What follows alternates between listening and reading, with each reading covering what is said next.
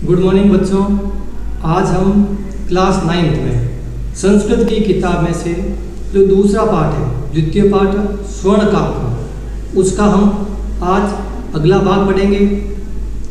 इस पाठ में आपको पहले वाले भाग में पता चल गया है कि क्या क्या आया हुआ था और क्या नहीं था। अब हम इसका अगला भाग पढ़ेंगे।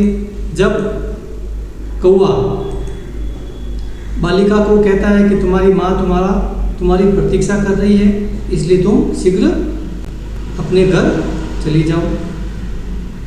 इत्युक्ता काक, ऐसा कहकर के कौवा कक्षा अभ्यंतर रात्रिस्रो मंजूषा निशाय, ऐसा कहकर के कौवा अपने महल के कमरे में गया और वहाँ से 3 मंजूषा का मतलब होता है संदूक, बड़े बड़े बॉक्स लेके आया। निशाय ताम प्रत्यवदत, ला करके बालिका के सामने रख दिए। ताम प्रत्यवदत, और बोला बालिके यथेच्छम गृहाण मंजू के साम, कि हे बालिका, तुम्हें इसमें से जो भी कोई संदूक है, इच्छा अनुसार जो भी कोई संदूक अच्छा लगता है उसको ग्रहण कर लो, ले लो। लघुतमा मंजूषा प्रगृहाय बालिका कथित मेयदेव मह्यम तंडुलानाम मूल्यम। तो छोटे से बालिका ने क्या किया, 3 संदूक थे, एक छोटा था, एक बड़ा था और एक उससे भी बड़ा था। तो बालिका ने क्या किया, सबसे छोटे संदूक को, बॉक्स को लिया, प्रगृह ले लिया और बालिका ने कहा कथित मेयदेव मध्य तंडुलानाम मूल्यम, कि ये मेरे चावलों का मूल्य है, अर्थात मेरे चावल आपने इतने ही खाए थे तो मैं छोटा ही संदूक लेऊंगी, इससे मेरे चावलों का मूल्य पूर्ण हो जाएगा। बालिका संदूक लेकर वहाँ से घर चली जाती है। गृहम आगत्य, जब बालिका घर आती है, तया मंजूषा, तब वह मंजूषा उस छोटे से बॉक्स को सम उद्घाटिता खोलती है। तस्याम महाहर्णाकानी हीरकाणी विलोक्य, तब वो देखती है, जैसे ही संदूक को खोलती है तो उसमें उसको बहुत हीरे और जवाहरात विलोक्य दिखाई देते हैं। सा प्रहर्षिता, वह बहुत ही खुश होती है, प्रसन्न होती है। तदीना दिना का च संजात, और वो बहुत ही खुश होती है, प्रसन्न होती, और वो तदीदा धनिका च संजात, और वह धनवान बन जाती है, पैसे वाली बन जाती है। जब इस बात की सूचना गांव में चारों ओर फैल जाती है, तब क्या होता है बेटा, देखना इसमें कि गांव वालों को पता चलता है कि वो छोटी सी बालिका है, वह धनी हो गई है। तो क्या होता है, तस्मिनेव ग्रामे एका अपरा लुब्धा वृद्धा निवसत, उसी गांव में एक और वृद्ध महिला रहती थी जो कि लालची थी। तस्या अपि एक का पुत्री आसीत, उसके भी एक पुत्री थी।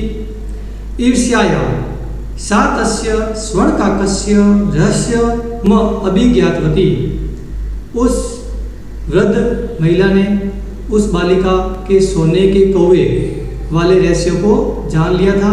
उसको पता चल गया था कि सोने के कौवे ने इसके चावल खाए, फिर उससे क्या बात हुई थी, सारा रहस्य उसने भी जान लिया।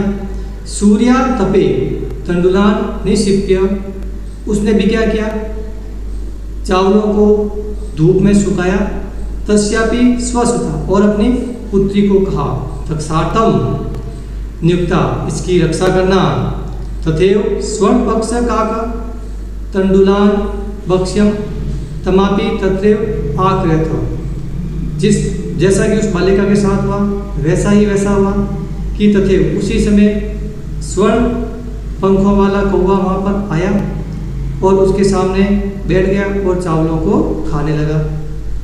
प्रातः स्त्रत गत्वा स काक निर्भयत श्रयंती प्रावोचत, अब क्या होता है, कौवा उसके चावलों को खाता है, वह रोती है। कौवा कहता है कि भाई कल तुम प्रातःकाल से पहले पीपल के वृक्ष के नीचे आ जाना।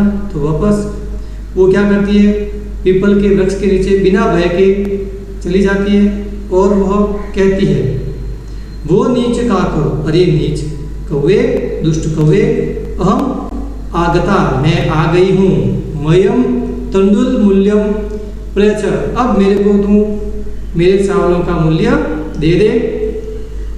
काको अब्रवीत हम तत्त्वकृते सोपान उपातार्यामि। अब कौवा उससे पूछता है कि मैं तुम्हारे लिए कौन सी सीढ़ी उतारूं, सीढ़ी कौन सी उतारूं।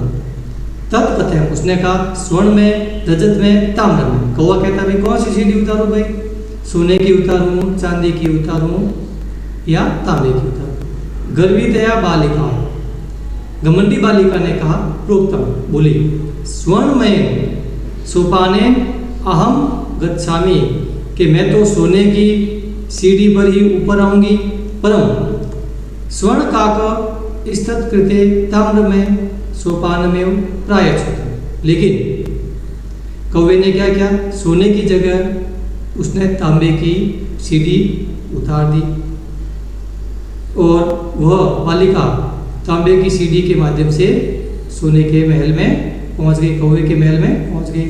स्वर्ण काक स्था भोजन अपि ताम्रबाजने हा करत, सोने के कौवे ने उसको भोजन कराया तांबे के बर्तन में।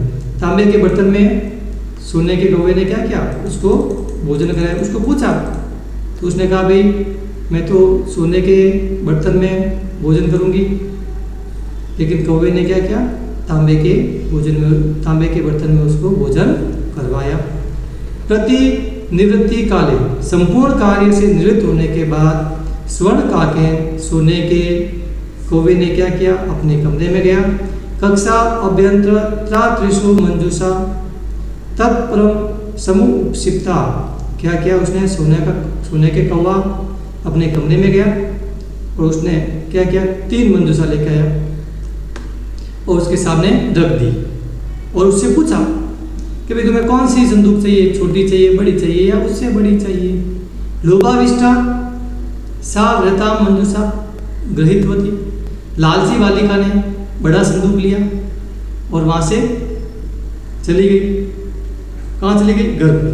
गृहतम आगत्य सा तर्हर्षिता यावद मंजूषा उद्घाटती, जब वह खुशी के मारे उस संदूक को घर लेके आई तो उसने जैसे ही संदूक को खोला, ताव तस्या भीषणम कृष्ण सर्पो विलोकित, उसने देखा कि संदूक के अंदर काला भीषण सांप है, भयंकर सांप है। लुब्धस्य बालिका लुभस्य फलम प्राप्त हो, और उस लालची बालिका को उसका लालच का फल प्राप्त हो गया। हीरे जवाहरात की जगह उसको काला सांप मिला। तदंतरम सा लोभम परित्यजत, उसके बाद उस बालिका ने लालच करना छोड़ दिया था। तो बच्चों आज हमने 9th क्लास का दूसरा पाठ पढ़ा। अब हम इस पाठ के शब्दार्थ देखेंगे। निवसत, निवसत का मतलब होता है अवसत, अर्थात रहता था या रहती थी। दुहिता का मतलब होता है पुत्री। स्थाल्याम, थाली में। खगेभ्य, पक्षियों से। सम उड़्य, उड़कर। उपा, जगाम, पास पहुंचा। स्वर्ण पक्ष, सोने का पंख। रजत चंचू, चांदी की चोंच। तंडुलान, चावलों को। निवार्यति, रोकती है, अर्थात निवार्यंती, रोकती हुई। माँ शुच, दुख मत करो। प्रोवाच, प्रोवाच का मतलब होता है कहा। प्रहर्षिता, खुश हुई। प्रासाद का मतलब होता है भवन। गवाक्षात, वाता यनात, तात खिड़की से। उसके बाद में सोपानम, सीढ़ी। अवतार्यामी, उतारता हूँ। आससाद आससाद पहुँचा, विलोक्य देख कर राह, कहा प्रातराश सुबह का नाश्ता, व्याजहार कहा पर्यवेशितम परोसा गया, महाहरणानी बहुमूल्य, लुब्धा लोभी, निर्भयत श्रयंती निंदा करती हुई, पर्यत्यजत छोड़ दिया। तो बच्चों आज अपना जो ये दूसरा चैप्टर है, जो दूसरे चैप्टर का दूसरा भाग है, ये पूर्ण रूप से समाप्त हो गया है। आशा करता हूँ आपको समझ में आएगा। धन्यवाद।